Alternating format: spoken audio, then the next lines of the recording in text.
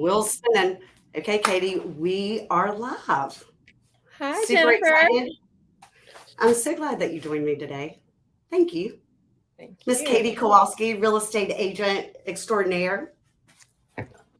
But we are here to talk about buyers. Right now, Wilmington has a huge influx of buyers moving from all other states. And we've quickly experiencing that no matter how experienced you are in buying real estate, if you haven't bought anything in North Carolina, it's a whole different ballgame. So we're here to go over questions that buyers have when they move in from out of state. Katie, what's like one of the important factors or one of the good questions? I guess all questions are good, but a question that your buyers ask you, an out of state buyer moving here that's kind of unusual. So, Unusual. Like, two things that I've learned that have come up since we've had so many out of state buyers in the last couple of years. One is our due diligence, and what does that mean, and we can talk about that a little bit, and then also our closing process. From state to state that varies. I think North Carolina has a pretty quick close. We can typically close within 30 days. I've learned that other states, that's not always the case. yeah, New York is like 90 days, I believe. Yeah. And they have a whole different process where, we use an attorney to do the deed prep and the title search, but you don't really engage with the attorney until closing day and you go sign the paperwork. Which is also weird. Other states, work primarily with the attorney through that process, and we don't have that. So that's right. So the timeline's 30 days from contract to close. So after you find a home. Typically, of course, there's always those one-offs, but yes, ideally, in most cases, you can get through it. Yeah, 30 days is the standard. I would 100% agree. And then what about, I know the other day I had somebody asking me about inspections and what inspections do we do here? Who orders the inspection? Who pays for them? What's the cost? What are you seeing? So, that's one of the things I start the discussion with my clients is always about North Carolina is a caveat emptor state, meaning that's the buyer beware. Like we have a time period to do our investigating, but the seller has no responsibility to take care of anything. And that again differs, in different states, they have to sell a safe product. They don't, but our contract states that every sale is. And, so the sellers really do not have to do anything. And that's important to know up front when you're walking through the house or things come to your attention or you're putting up your due diligence money, that sort of thing. So I also think that's a really good point as to why you need an experienced realtor, because you need somebody that can, and we're certainly not home inspectors and don't pretend to be, but if you're selling 100 homes a year, you start seeing the problems and you're engaging with a home inspector and you're learning more so that you can teach your next buyer, if you have sloping floors, if your floor is cup, if settlement cracks, anything. I think it's important to have an experienced realtor that notices those things to make the buyer aware up front, right? Yeah, I completely agree. More stuff could show up on inspections, but. Right. And I never would want to pretend to be an inspector, but in this time right now, as houses are moving so quickly, I feel like, you may only get to spend 30, 45 minutes in the house before you're making a decision about what kind of offer you want to make. And so that is important that you're looking at certain, some of the big ticket items, if it's just, we need to change paint. Okay.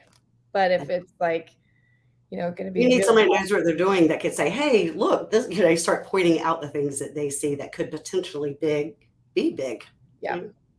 Right? So a typical home inspections that I've seen that we do here, we do a home inspection, a pest inspection, which is for termites, or any wood eating animals. The house always wood destroying insect report, WDIR.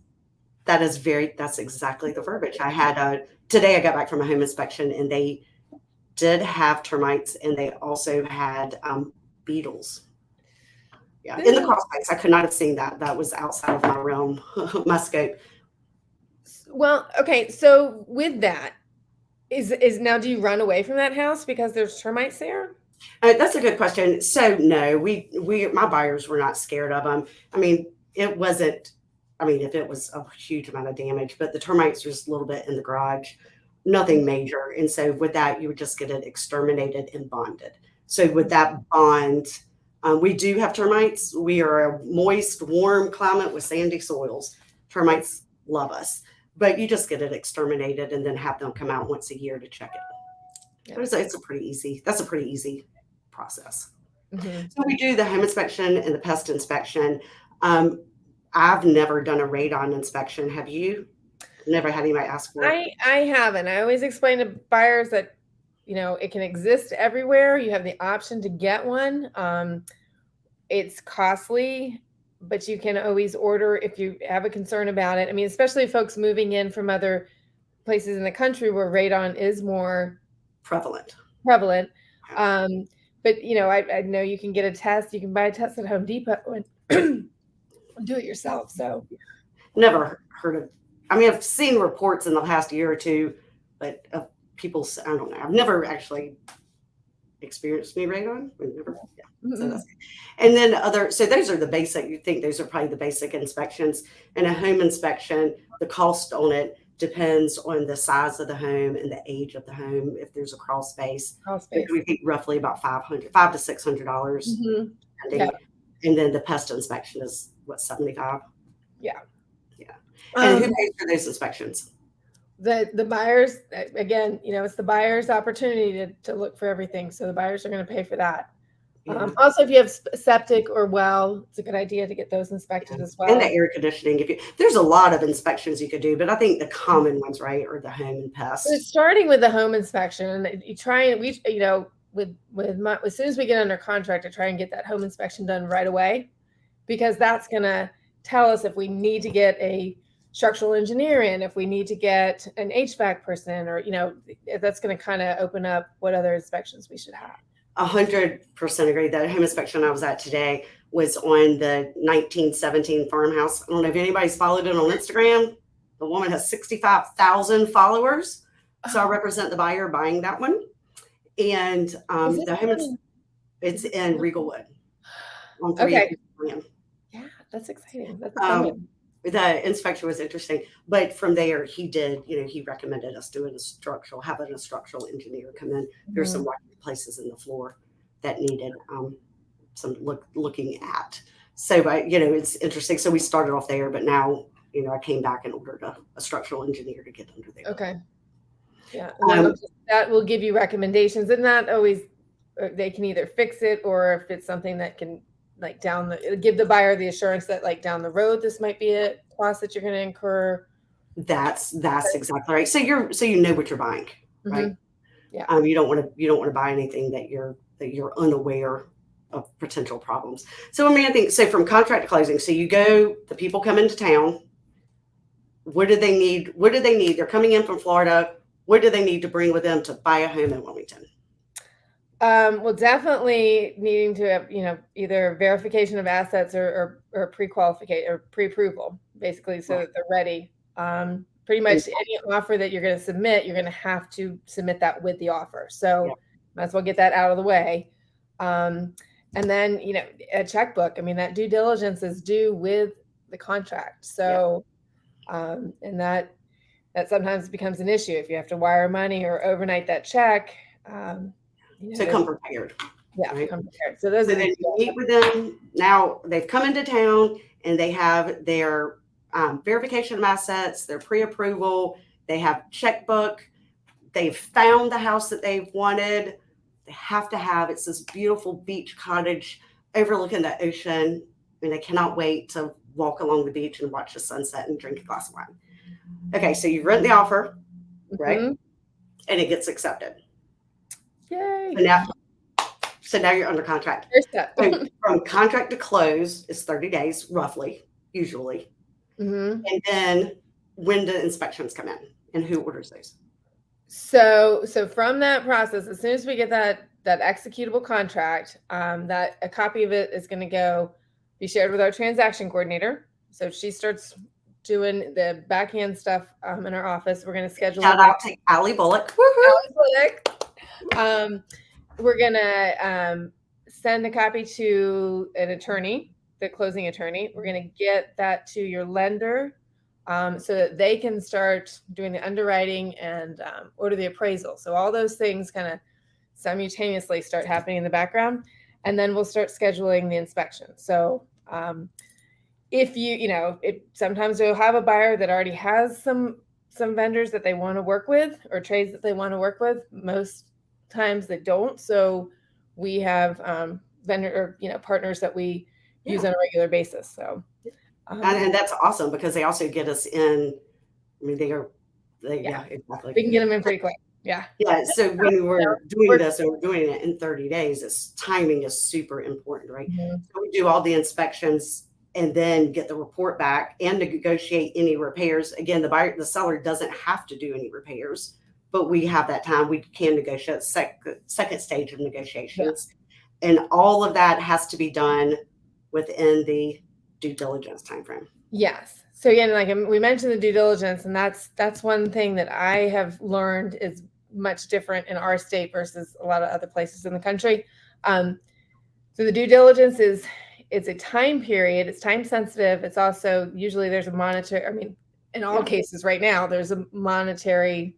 There's a number associated with. Yeah, there's money associated. Non-refundable. Let's be clear. A high number.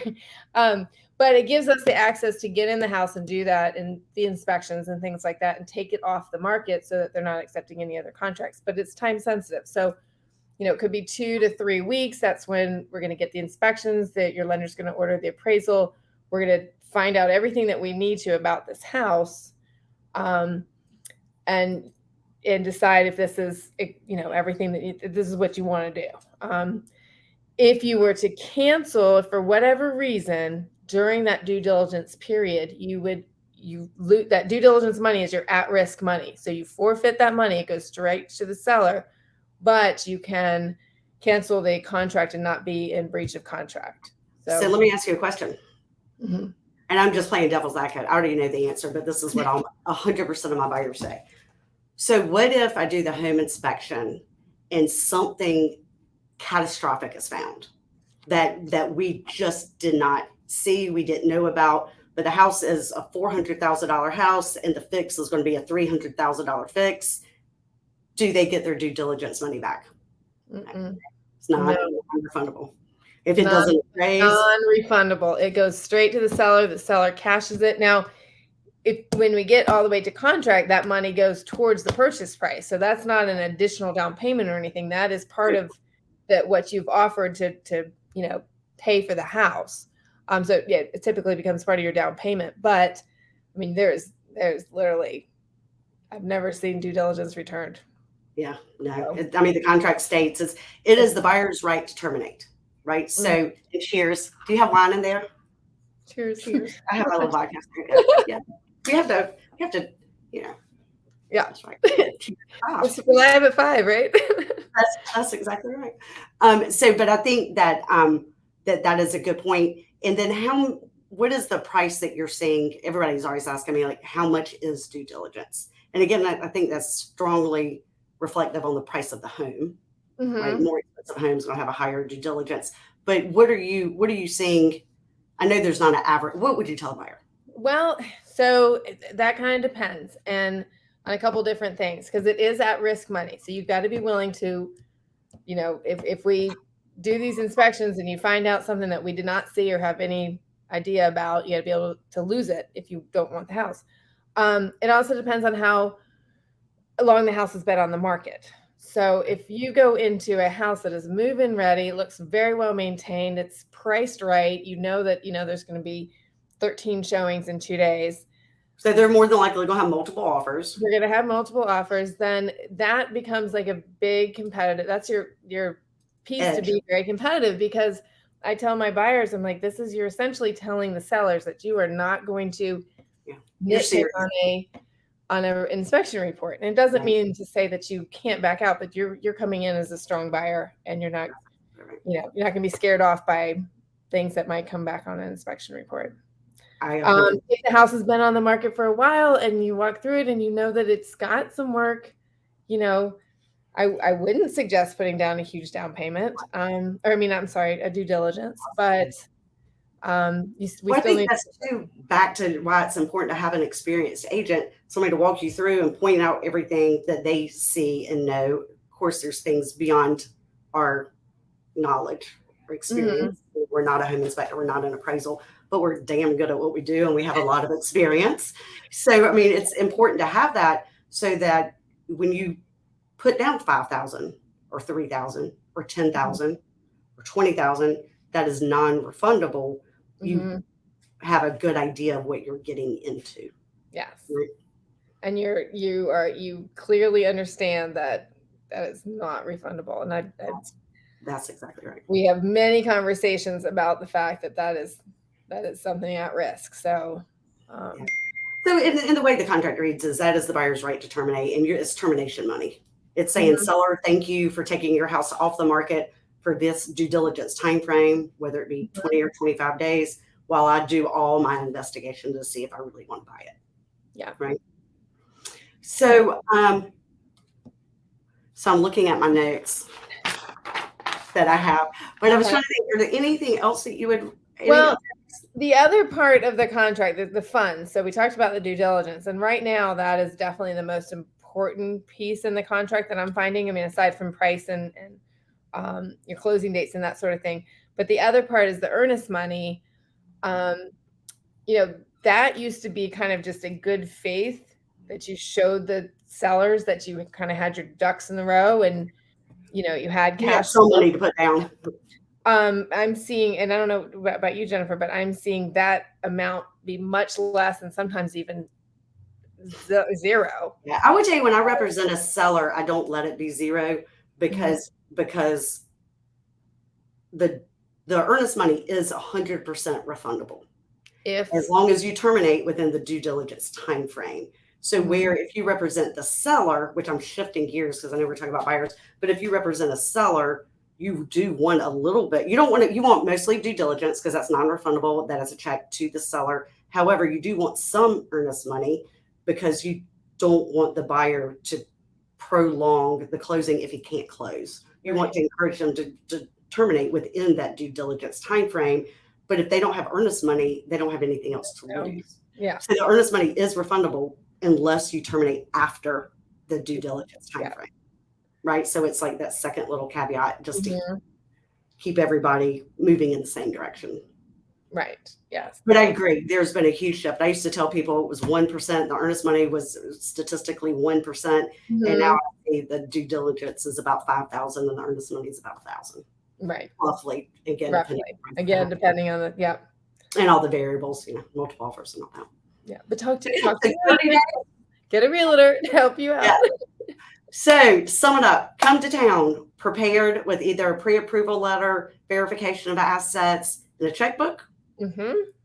Find you a house, and from the day you go under contract to close, 30 days. Once you go under contract, if you don't have a home inspector or a pest inspector or attorney, we order all of that for you. We turn it into our wonderful Allie, who is also my oldest daughter. Not to brag or anything, but she's fabulous. And then she schedules all the inspections and the attorney, and then we just sort of walk you through the process. Okay, I'm sorry, what'd you say? I said, and then get you to closing. That's exactly. I think that's really good. I think those are key factors. So, okay, here's a question. So I come to town from Florida, I've got a weekend, take me out, we go see houses, we find one, we make an offer. Now I have to go back home. When do I have to come back? That's a good question. So it depends on if you want to be there for the home inspection or not. Like today, I go to all of my home inspections, but I only go to the last 30 minutes of them. I don't want to be in the home inspector's way, and they could take out my one today, 1917 farmhouse, took 5 hours. I just came, he texted me when he was 30 minutes from being completed, and I went. My buyer could not get, my buyer is local, but he could not go because he was at work. So I FaceTimed him while I was there, and we talked to the home inspector and went through the report and answered a lot of questions. So really, and you really don't have to be here for closing either. I mean, you can do that electronically. And and some things you do have to sign in front of a notary, but you could just take that with you. So Mhm. technically, you don't really have to be back. It just depends on Yeah. what you as the buyer feel comfortable with. Comfortable with. Yeah. Yeah. Right. Yeah. Um, Done it all ways. I feel like this, especially in the last couple of years. So yeah. More and more people moving in from out of state. Absolutely. You have to be accommodating. So another thing is, the buyer doesn't find a house that weekend.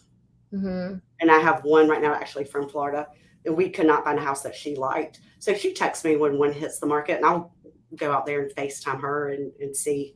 And hmm I am brutally honest. Like I point out every Well, single flaw. the smells. I always like to, the show take a view of the outside, the neighborhood, what's next door. I mean, Absolutely, yeah. absolutely. Coming in from out of town, you don't know.